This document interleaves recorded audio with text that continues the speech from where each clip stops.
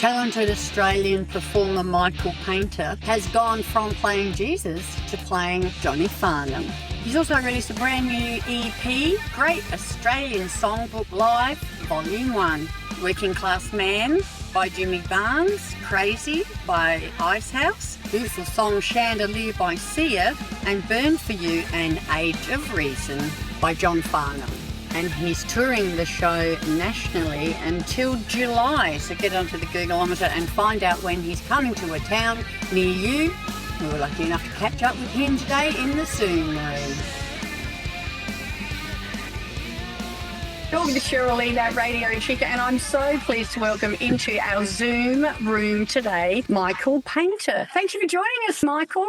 Oh, thank you for having me. Looks like you've got more guitars behind you than I have behind me. So I think you've won that battle, Cheryl. You've got a lot of other expensive equipment there. Oh, yes. This is where the bills are paid in here. So I'm taking a break from some mixing and to come and chat to you today. That's where all the action happens. Well, we've got some really, really exciting news. You're coming to our town, to our Fringe, which we'll talk about in a minute. But I hope you don't mind. I wanted to ask you a couple of quick questions, if I Go for it. Where did all this amazing talent come from? Is it a family trait? That's a very hard one to answer. My parents are musical. They're not professionals by any chance, but they do love to sing. My mum's always played piano and sort of put me into piano when I was about 5 or 6, which I just inflicted upon my firstborn as well. So the cycle continues. But yeah, just grew up singing and just always sort of had, a proclivity to it naturally, and just sort of ended up developing a passion and following it. And here we are 40 years later. I have heard you in Jesus Christ Superstar. That is one hell of a voice. When did you realise you had a voice like that? Thank you. Similar to the first question, I don't really know how you know when. It's just sort of one of those things that sort of ends up manifesting itself in your life, I guess, just sort of appearing. But, I think when you're young, you work out that you can sort of sing along to the songs you're hearing. And because I played piano, I think I had pretty good sort of relative pitch pretty early. So you sort of work out that you sound like you're singing in tune with what you're hearing. And then once your balls drop and you stop being able to sing like a girl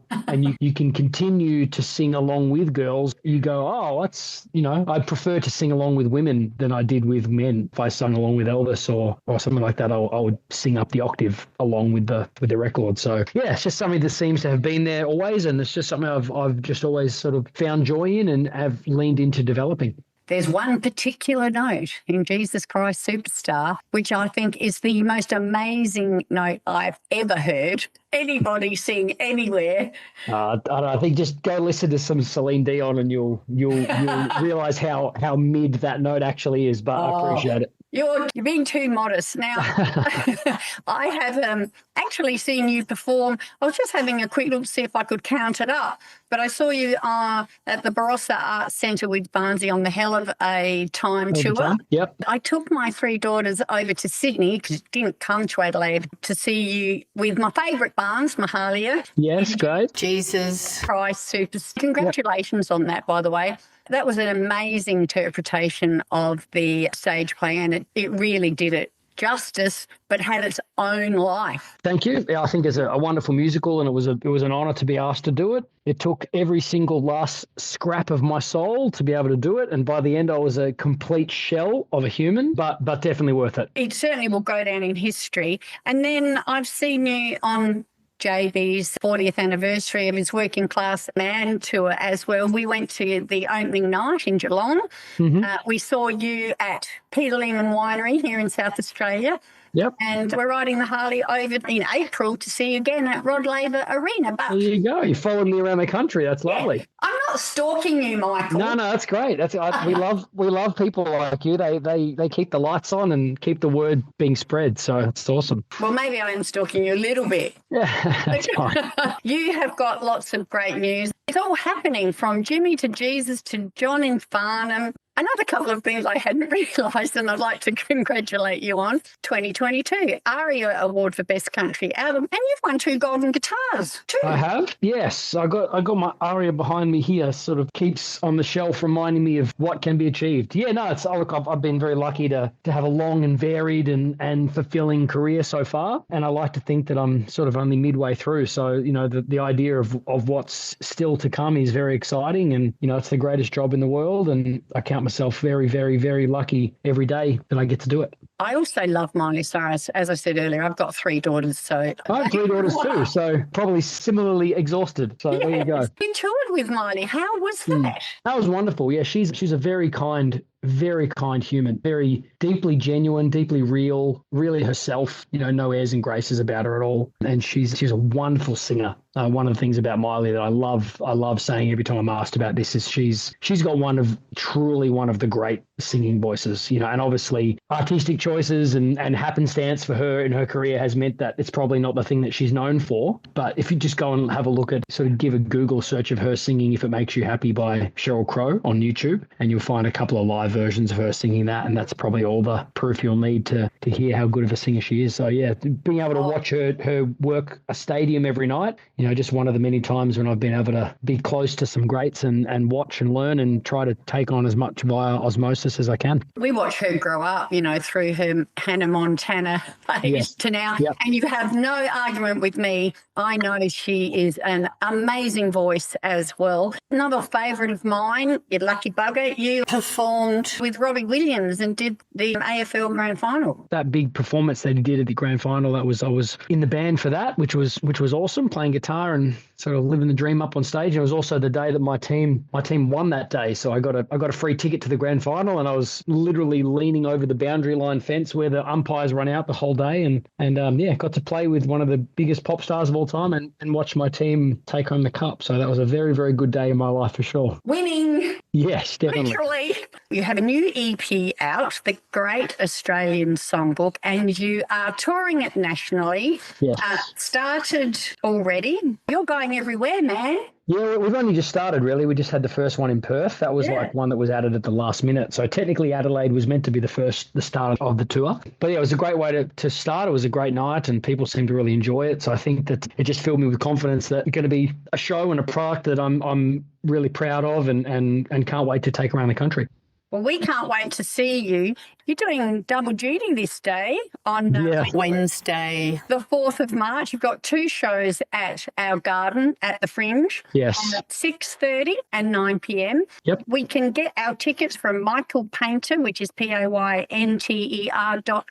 That's it. Or Fringe Ticks. Get onto the Googleometer. There's not many left. I know the first one sold out. I think the second one has like about 30 or 40 tickets left. So if you want to get them, you should get in pretty quick. Adelaideans, don't be slow or you will miss out. Any chance of coming back sometime later in the tour? Another visit? I think we might have run out of time this year on this tour. I think we started with 8 shows. We've ended up with like 23. So it's really got quite out of hand. So I'm not sure I have many weekends left in my year, but I'll definitely be back to Adelaide and obviously coming back with the other bands I play with as well. And I also love, my favourite restaurant in the country is on Hindley Street. So every time I come to Adelaide, I love an excuse to go to Yanni's on Hindley and get a big box of charcoal souvlaki meat. So you don't need to convince me to come back to Adelaide. That's for damn sure. We really look forward to that. I'll see you down the front on Wednesday.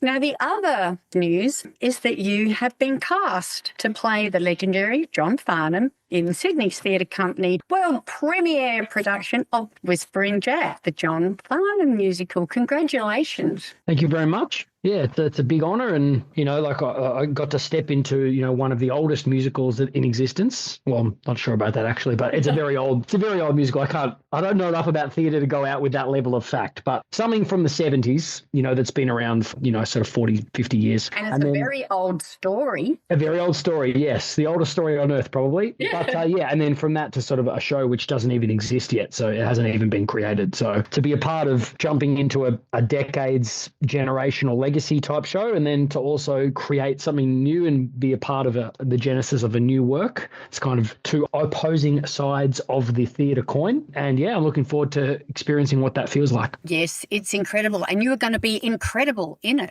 Your EP, The Great Australian Songbook Volume 1, has a John Farnham hit, Age of Reason. Is that also on the playlist for the tour? I mean, that's ever-changing list. So you might have a list, but I can guarantee you it's not the list. So have you got any surprises for us? Yeah, there's lots of surprises, but I'm not giving them away until you're in the room. So not even a tiny little scoop. No. I can tell you that the set list will be different every night. I'm not going to be doing the same set list twice. The guests will be different every show too. So I think that will bring with it its own new songs and its new vibe. And yeah, I think that's just one of the good things about, when you're paying the bills and it's your name on the poster, you get the joy of picking the songs that you sing or you don't sing. So, for one gig in my life, I don't have to do K-San or Great Southern Land for once. So I can leave them off the set list for once, which would be nice. Have you got a favourite song, or is it just too hard to pick a favourite song?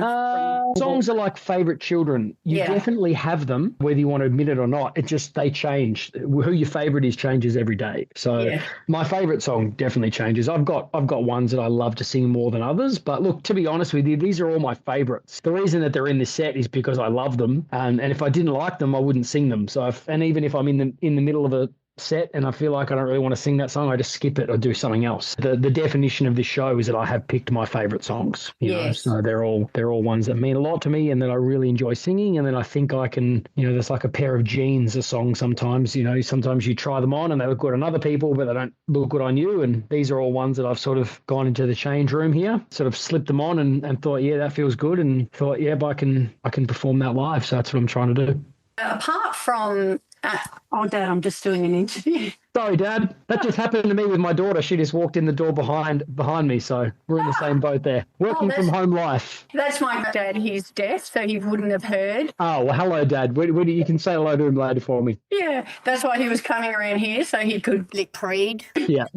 Now, what was I going to ask you then? Have you got a question that you wish someone in media would ask you? Oh, man, that's a question I've never been asked, so I'll go with that one. What question would you like to be asked? That's definitely a nice question, but yeah, I mean, you do so many of these things, you sort of get asked everything under the sun, really, but it's part of the job, and then most people you just hope to sort of honestly connect with someone, and there's usually something about what you're doing that is interesting to someone, and just sort of talking to people and connecting with them and hearing people's stories is one of the great things about the job, so I love it. One last question, because I know you've been pretty flat out since the release of these great 2 news events. Yes. You also are a producer as well. Yes. Are you finding that being a rock star is keeping you from your producing work?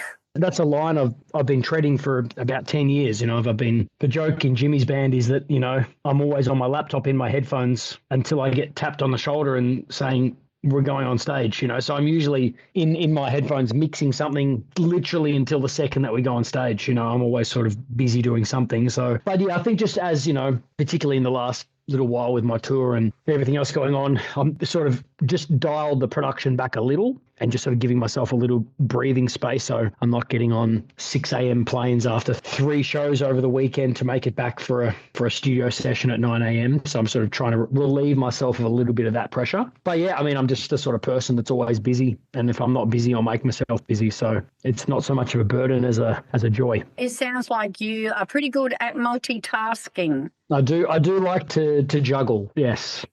And lastly, how old are the little ones? I have a 2-year-old, I have a 5-year-old and a 7-year-old. Oh. So my wife is right in the thick of it right now. So she's the glue while I'm gallivanting all over the world doing things. So she's very lucky to have her. Does your wife and the children ever join you?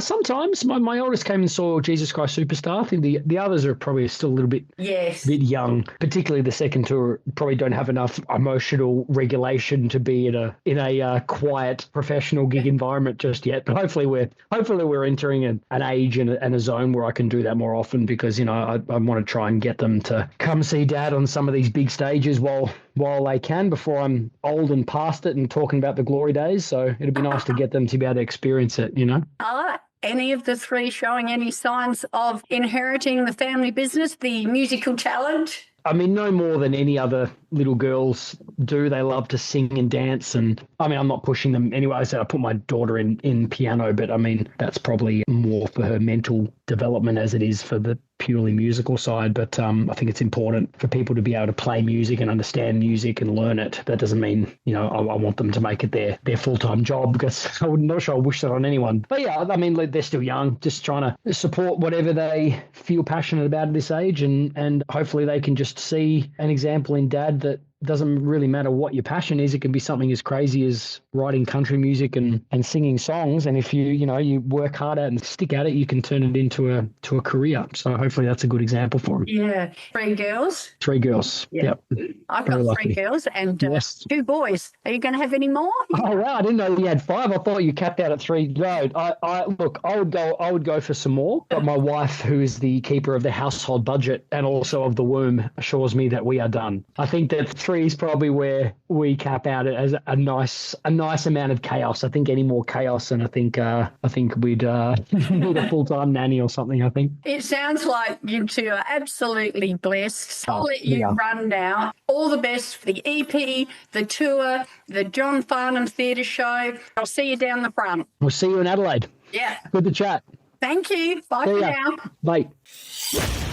You are listening to Still Rocking It, the podcast with Cheryl Lee. Whispering Jack, the John Farnham Musical, out November 2026, has already become the hottest ticket in town. So let's have a little bit of a taste of it, shall we? Here's Michael with Burn For You. He says that if he had to sing one song to save his life, this would probably be it. And then Age of Reason, one of Michael's favourite Farnham songs, possibly his favourite. He loves the harmony and the poetry of the words and the way it analyses human nature.